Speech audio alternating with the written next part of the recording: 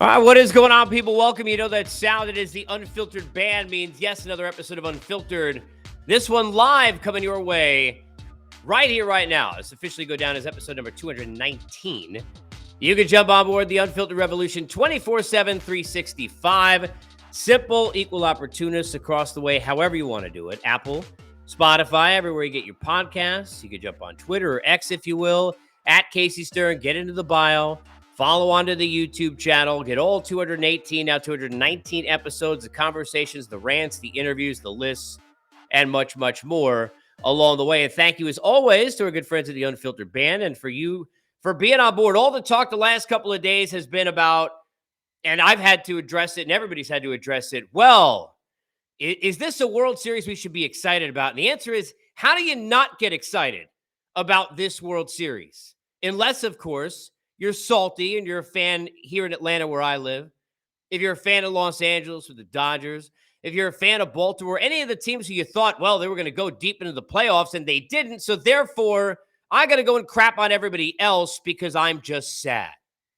Because I guarantee you where they're not sad, and that's the fans of the Rangers and the fans of the Arizona Diamondbacks. Two incredible stories.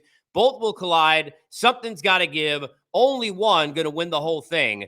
Want to do a little bit of a preview of the World Series? You could jump in with comments or whatever you want along the way. Of course, if you get in this Apple, Spotify, everywhere you get your podcast, you can do it in the aftermath as well. Let's pay up the sponsors because we thank them. We, as always, are presented by our good friends at Bet Online, your number one source for all your sports betting needs, latest odds, lines, and matchup reports, baseball, basketball, boxing, golf, and much more. Bet Online continues to be fastest and easiest way to get your wagers, including all your live betting, favorite casino and card games. They're all available right now, right from your phone. So head over to the website, use your mobile device to sign up today, get in on the action. Remember to use the promo code BELIEVE, that's BLEAV. Get your 50% welcome bonus on your first deposit. It is Bet Online where the game starts as I get started here. And I am excited because, as I said the other day, you can go back and feel free to listen to it. And I posted it here if you're not listening on the podcast side, if you're on Twitter or X. When we are in the NCAA tournament, which I love and you all love, and I covered, we're in the NCAA tournament.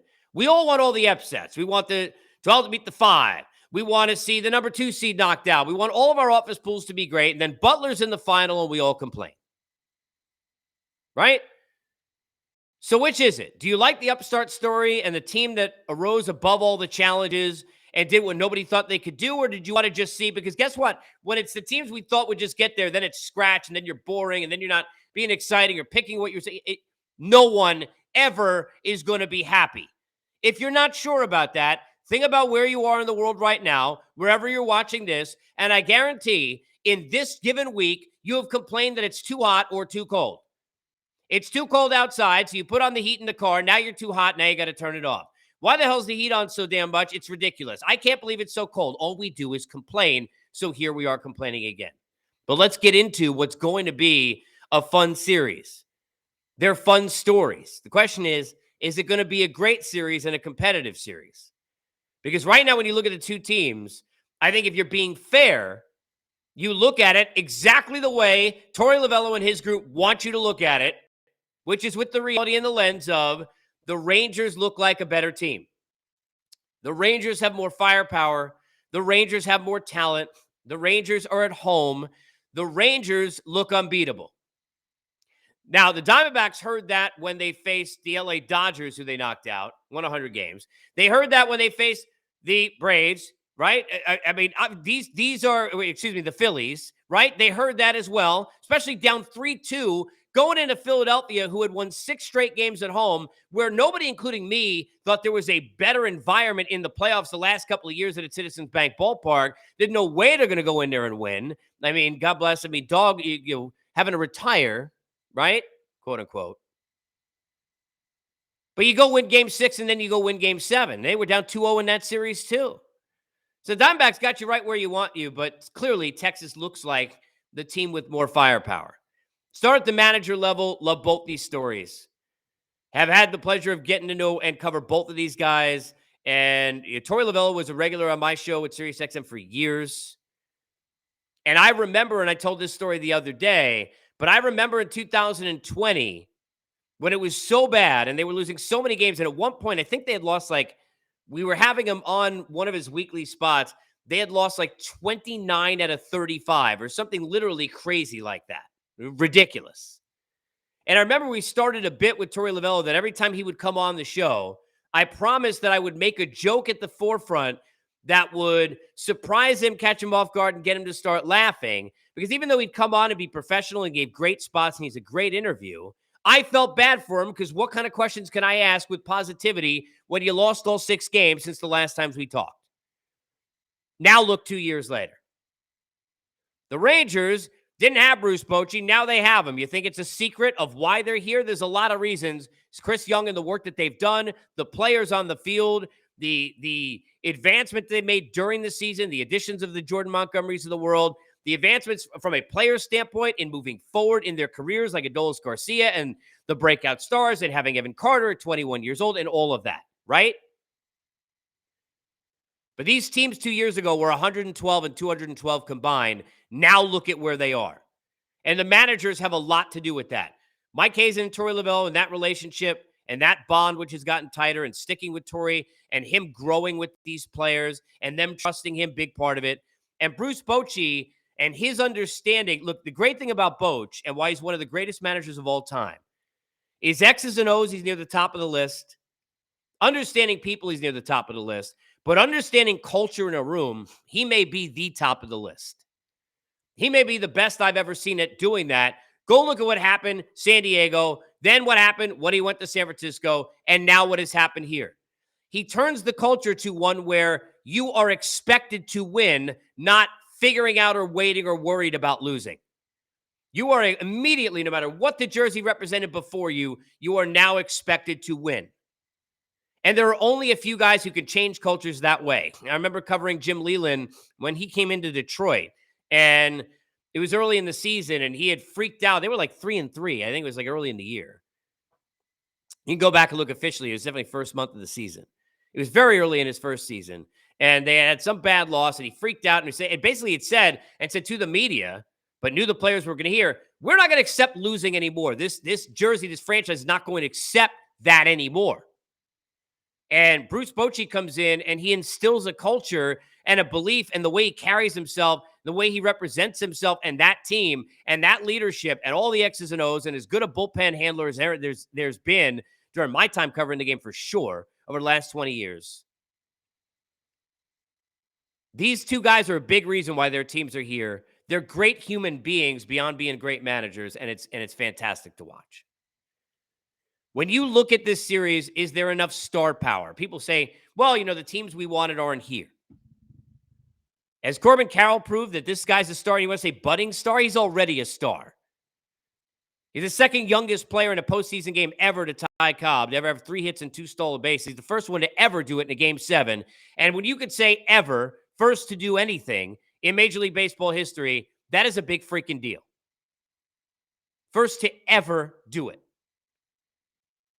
When you look at and that trade, which is going to be certainly haunting on the Toronto side for a long time, but what Gabby Moreno has done, he's a budding star.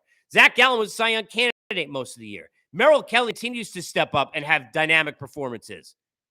How about Ginkel and Einhorn and the back end and what Sewald has done since he's come over? They may not be household names for a lot of people, but these are the opportunities that they've earned to become household names to a lot of people by performing at this level, at a high level on the biggest stage. And they've been doing that. That's how they got here. That's how they've gotten here.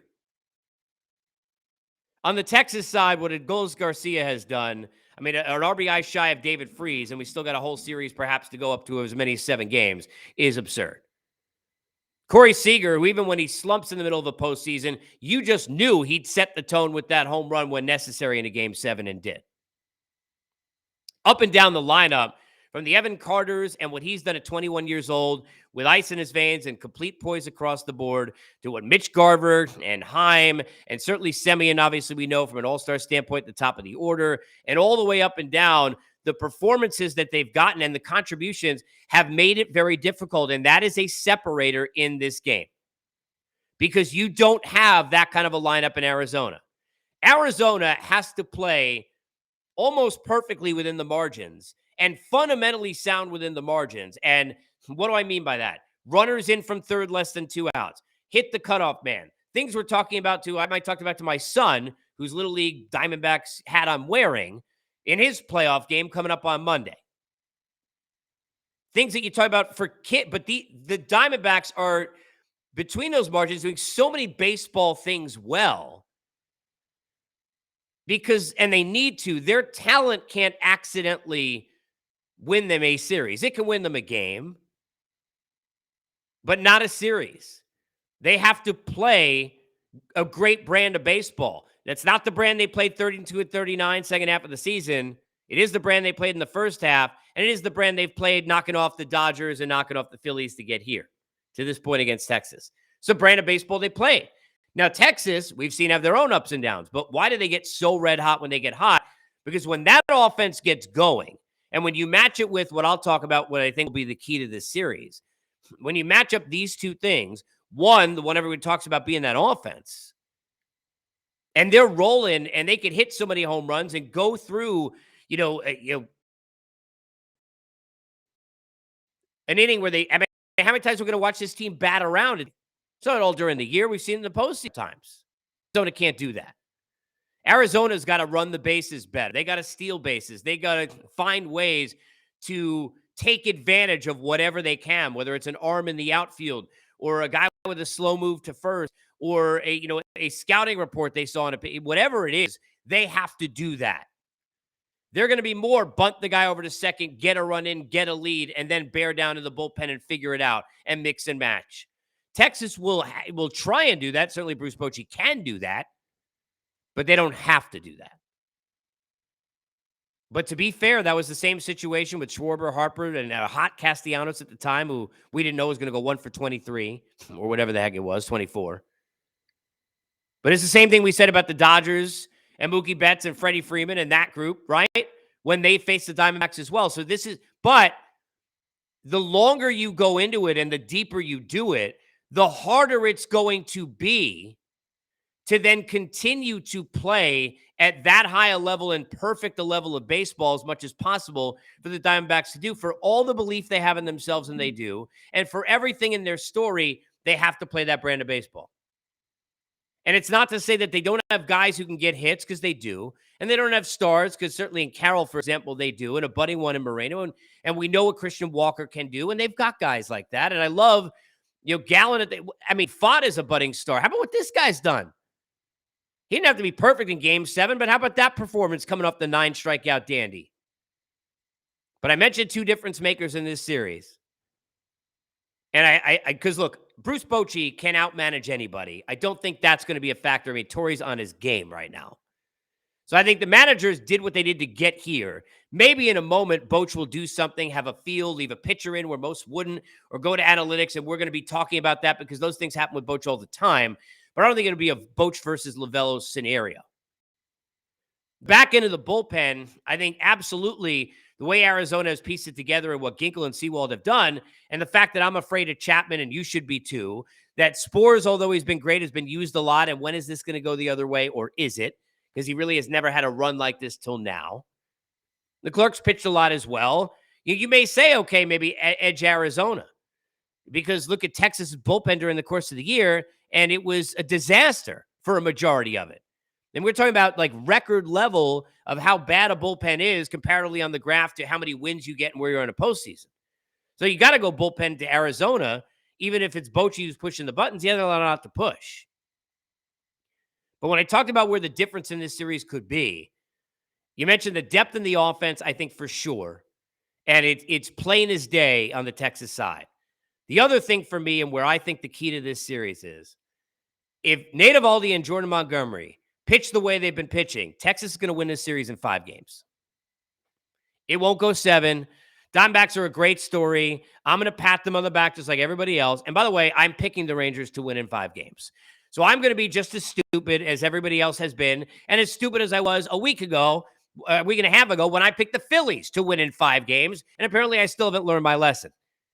But unlike a lot of other idiots, I recognize the great story, believe the Diamondbacks have earned it and belong here and should be championed, and anybody who's shitting on them is a moron. But I'm going to do the same dumb thing I did a week and a half ago and pick the Rangers in 5. But it's not because of just the offense and the difference there and how that can hide their bullpen. It's because of how those two guys can hide their bullpen. Now, look, Max Scherzer could be an X factor. Seems to, he thinks, have the cut on the finger figured out, which he said was more of an issue than anything else, even coming off the injury. Maybe he's a little bit more comfortable. Maybe he can go a little bit deeper in the game, but I don't think you're figuring Max Scherzer to go ahead and pitch 7 innings for you. So you know you got to ride some bullpen on that day. But what Montgomery and Eovaldi have done to go deep into games, to give Boch that leeway, to hide the bullpen, which you've got to do because you're trying to hide that soft spot and your weakness, right, which is that bullpen.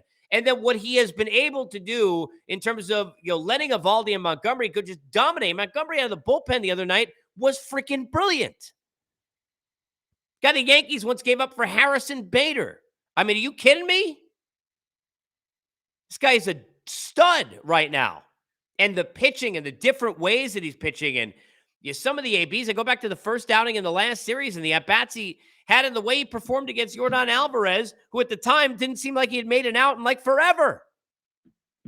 This guy, he's going to get it. You want to talk about getting a bag? Jordan Montgomery about to get a bag, people.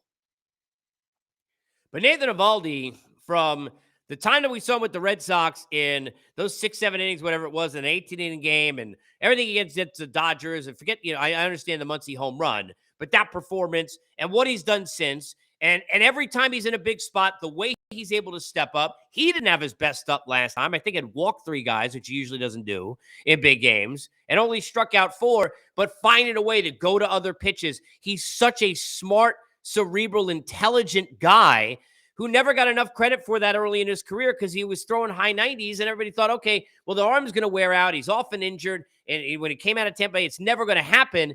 But the intelligence and the pitching IQ of this dude is off the charts. Freaking off the charts. Eovaldi and Montgomery, to me, are one of the, yes, the depth of the offense for sure. And Montgomery and Eovaldi, and both for the same reason, hide that soft spot in that bullpen because we don't want that out in the forefront. And when it comes out in the forefront, that's going to be something that you're handing Diamondbacks an advantage, and you may hand them the game because of it. Because every time Aroldis Chapman gets near a game, even when it's 9-2, and the thought was he could come out there, I'm not thinking it's safe if I'm a fan of that team. Kimbrel, Chapman, Kimbrel, not much difference for me. And Spores has been great, but how much longer and how many days can you do all 7 games and if you need to go that deep in a series? You can't be continuing to run Leclerc, in game 1 like you would when it's a closeout game, go 5-6 outs. At some point, somebody else got to get trusted, and you can't trust anyone else. But when Eovaldi and Montgomery are doing what they're doing to help hide that with that offense and that going deep into games and that, Boch trusted them, all of that, that's the key to this series for me. Now, if the Diamondbacks, either because they're not as effective or because they can find a way through pitch counts and wearing them out and somehow get them out earlier, if they can shorten those starts from Eovaldi and Montgomery, they got a way better shot in this series. And I think they have a chance in this series. I absolutely think the Diamondbacks have a chance in this series.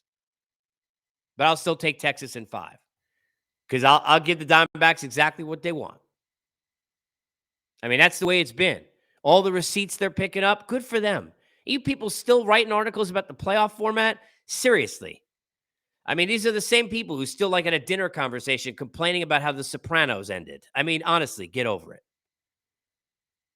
And get here, Unfiltered, Apple, Spotify, everywhere you get your podcasts, Twitter or X, over in the bio, at Casey Stern. Get over to the YouTube channel and subscribe. Watch all the videos, comment, questions, whatever you got for me. We got more during the World Series.